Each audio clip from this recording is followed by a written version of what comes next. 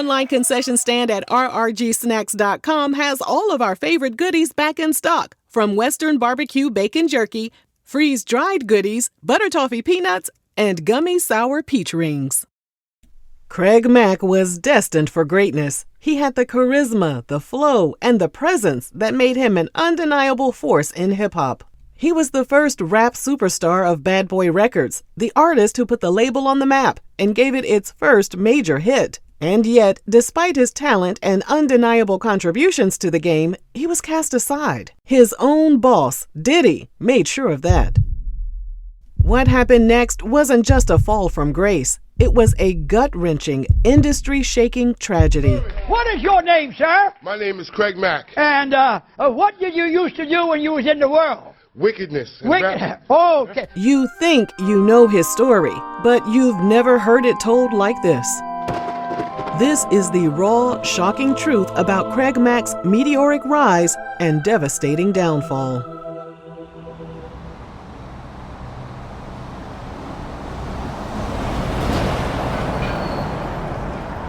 Craig Jameson Mack was born in the Bronx, New York, on May 10, 1970, and was raised in Long Island. He came of age in the 80s, when hip-hop began its explosive takeover on the music scene. Unlike the Bronx, where the genre had its roots, Long Island was still an underdog in the game.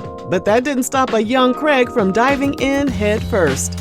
He rapped under the name MC-EZ, and at just 18 years old, released his first single called Just Rhymin' on Fresh Records in 1988.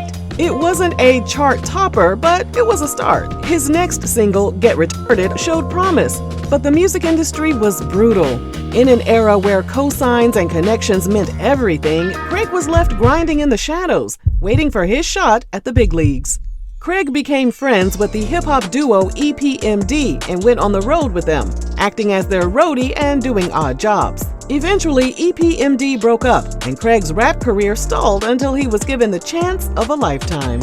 According to the BBC, Craig ran into Diddy by chance outside a New York nightclub called Mecca. He rapped for him on sight, impressing the bad boy honcho enough to put Craig on the remix to Mary J. Blige's 1993 song, You Don't Have to Worry. Diddy also offered Craig a contract, making him one of the label's first artists. 1994 was the year he became a household name. His debut single, Flava In Ya Ear, wasn't just a hit, it was an anthem. The track was raw, energetic, and completely infectious. It shot to the top of the charts, reaching #1 on the Billboard Rap Songs chart and #9 on the Hot 100. It went platinum and earned a Grammy nomination for Best Rap Solo Performance. However, he lost to Queen Latifah's song, UNITY. Despite his musical success, the New York Times reported that Craig lived in a modest townhouse a few miles from his childhood home in Brentwood, Long Island, with his wife and one-year-old son. When it came time to record the Flava In Ya Ear remix, Diddy pulled in some of the best in the game: LL Cool J, Rampage, Busta Rhymes, and one of Bad Boy Records' newest artists, the Notorious B.I.G., also known as Biggie. According to Vulture magazine, the Flava In Ya Ear remix was supposed to celebrate Craig's success. Instead, it became a power play. Diddy had bigger plans for his label, plans that centered around Biggie. Diddy opens the video, tapping 2 glass bottles together, delivering his now infamous line, "Bad boy." Come out and play. I know we had to do a remix, right? It was a message clear as day. It showed Diddy was ruthless enough to pit his artists against each other. Diddy's plan was to make Biggie the face of Bad Boy Records. Craig was left in the shadows, watching as his boss redirected all the label's energy into Biggie's rise to superstardom. Craig's debut album, Project Funk the World, which was released in September 1994, and his second single, Get Down, both went gold. While the album was well received, it was overshadowed. 8 days before Craig's album was released, Diddy dropped Notorious B.I.G.'s iconic debut album, Ready to Die.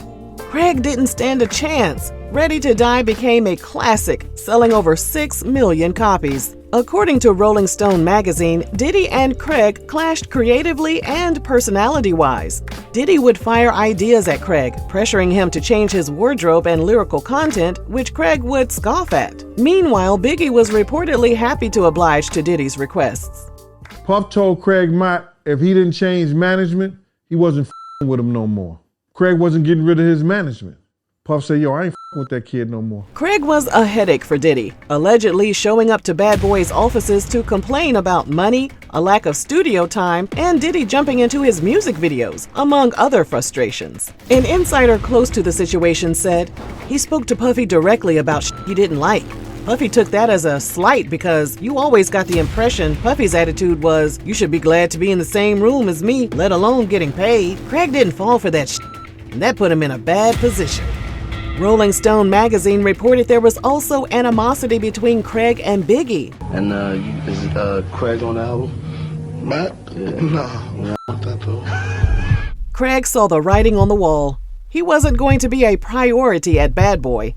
Frustrated, he started looking for a way out, and he found one in the unlikeliest of places. Diddy's arch nemesis, Suge Knight. Suge was the imposing and ruthless CEO of Death Row Records. He built his empire on intimidation and street muscle, with a roster that included some of the biggest names in West Coast hip-hop, like Dr. Dre, Snoop Dogg, and eventually Tupac Shakur.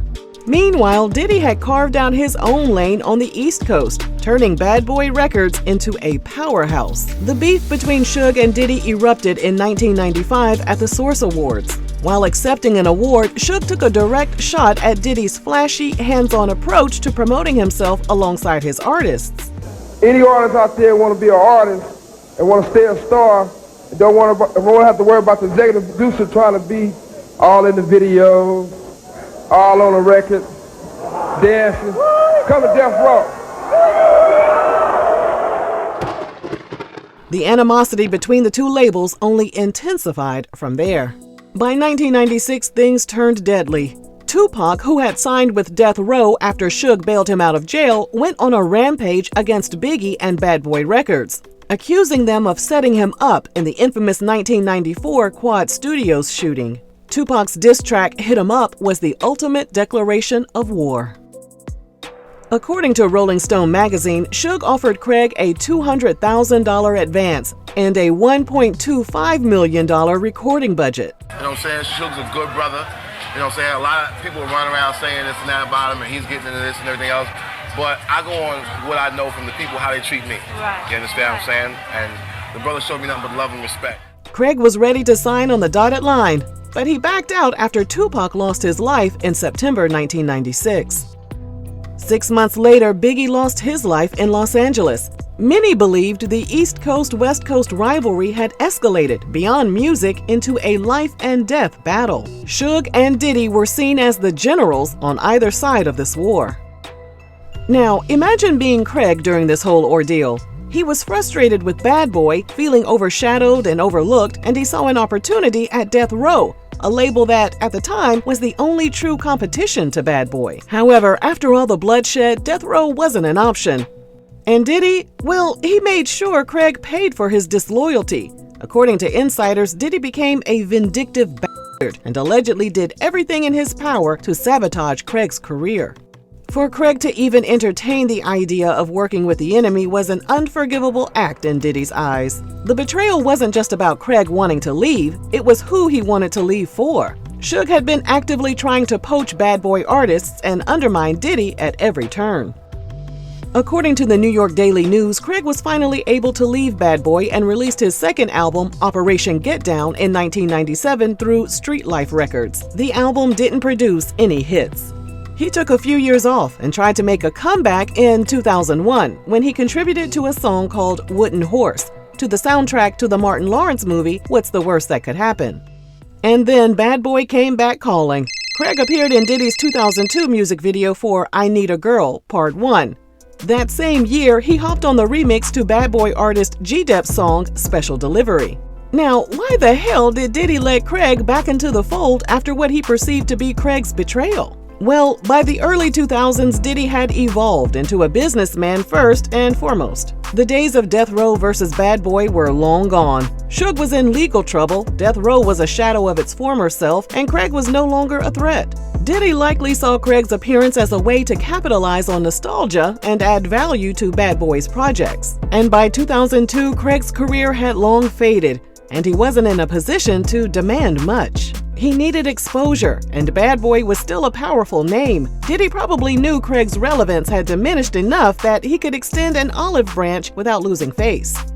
Unlike Bad Boy artists like The Lox, who publicly fought to leave Bad Boy and even threatened to drop a fridge on Diddy's head, Craig's attempted move to death row wasn't widely reported back then. The average fan didn't know about the tension behind the scenes, so Diddy allowing Craig back into the mix didn't cause much of a stir. Ultimately, though, Craig's return to his Bad Boy roots was short-lived. The guest appearance didn't reignite his career, and he faded back into obscurity. By 2012, a shocking report surfaced. Craig had joined a religious cult. The Overcomer Ministry, run by a man named Brother R.G. Stair, was no ordinary church. Brother Stair controlled his followers with an iron grip. Members had to give up their money, cut off outside contact, and live in near total isolation. Craig wasn't just a follower, though. He was a devoted believer.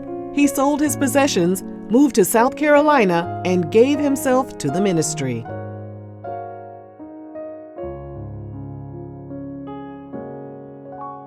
According to the New York Daily News, the group lived on a self-sustaining farm as they waited for the second coming of Jesus. Members had to give up their worldly goods and money to get closer to God. A brochure said members didn't go anywhere, including shopping, and only stayed on the farm. While Craig didn't live on the farm, he lived in a house nearby and regularly attended sermons and get-togethers. What is your name, sir? My name is Craig Mack. And what did you used to do when you was in the world? Wickedness. Okay. And what are you doing now? Righteousness. Whoa, hallelujah. Glory to God. As outsiders looking in, many of us believe that we would never fall victim to a cult and that we have the psychological willpower to avoid something of that nature. So naturally, many wonder how and why Craig was able to get sucked into Overcomer Ministry. Based on psychological research, people who are drawn to cults often experience a combination of social, emotional, financial, and psychological vulnerabilities. In Craig's case, several factors from his life align with known cult recruitment patterns. Craig's career trajectory followed a heartbreaking rise and fall narrative. He was the first rap star of Bad Boy Records, only to be overshadowed and discarded. The mental strain of sudden fame, followed by industry exile and money issues, may have left him feeling lost and searching for meaning. He likely felt alienated, which cults exploit by offering a strong sense of belonging. The Overcomer Ministry encouraged members to sever ties with the outside world, ensuring Craig felt he had no alternative but to stay. The cult's leader, Brother Stair, had a commanding presence and claimed divine authority, making him an appealing figure for someone seeking spiritual guidance. Craig's video testimonies show that he admired Brother Stair and saw him as a path to redemption. Also, if he was struggling financially, which seems likely, giving up material wealth for a greater cause could have seemed like a relief rather than a loss. The Overcomer Ministry gave him the acceptance and structure he craved, even if it ultimately led to his isolation from the rest of the world. According to Vibe, Craig briefly returned to rap in 2017 by releasing the album The Mack World Sessions, which didn't make the charts. Diddy told Billboard in 2017 that Craig had declined to participate in the Bad Boy reunion tour due to his religious beliefs. Diddy barely seemed to care. He made it clear that he respected Craig's decision, but wasn't particularly pressed about his absence. I got with somebody, you know what I'm saying, I'm not going to say their names, I'm just going to say somebody that wanted to do another album with me. In an interview published in March 2018, Craig revealed that after a deal regarding his third album went bad, he wanted to end someone's life. However, he chose a different path. He said, "I had a gun in my lap, and I'm sitting there talking to God, saying like, I don't want to do this. But if it comes to getting ugly where somebody's going to be trying to kill me, I'm going to have to do something first or do something to prevent that from happening." He said he started flipping through the radio when he found one of Brother Stair's sermons. Craig said, "I knew that it was God talking to me because of the way it made me feel emotionally." It was that radio sermon that compelled him to join Brother Stair's church. Shortly after the interview was released, on March 12, 2018, Craig passed away at the age of 47. According to the New York Daily News, the cause of his passing was congestive heart failure. The Daily Mail TV opened up an investigation against Overcomer Ministry and Brother Stair following Craig's passing. Interviews with former members and a study of court documents reaching back decades revealed that Brother Stair, a self-proclaimed prophet, allegedly infected his victims with STDs and instructed one girl on how to induce a miscarriage when she feared she was pregnant with his child. Members of the cult said they were oppressed and dependent on Brother Stair for their most basic needs, all while being shamed, manipulated, and defrauded by him. What was even more shocking were records that Brother Stair was implicated in the suspicious passing of at least one adult member of the congregation and charged with illegally moving and burying the body of a 2-month-old boy whose violent passing wasn't reported to the authorities. At the time of the Daily Mail's report, Brother Stair was awaiting trial on 3 counts of criminal sexual misconduct in the first degree: kidnapping, burglary, assault with intent to commit criminal sexual misconduct, and criminal sexual misconduct with a minor. Brother Stair passed away from heart failure in April 2021 at the age of 87 before he could be convicted. As of this video, Overcomer Ministry is still in existence. And then, in an explosive August 2024 Rolling Stone report, it was revealed that Craig actually passed away as a result of complications from HIV/AIDS and not from congestive heart failure. Craig knew of his condition for years and refused treatment before using the church as a shield to ward off the shadows of his past. His brother said he believed Craig had been in denial for a long time, but was living his truth in the end.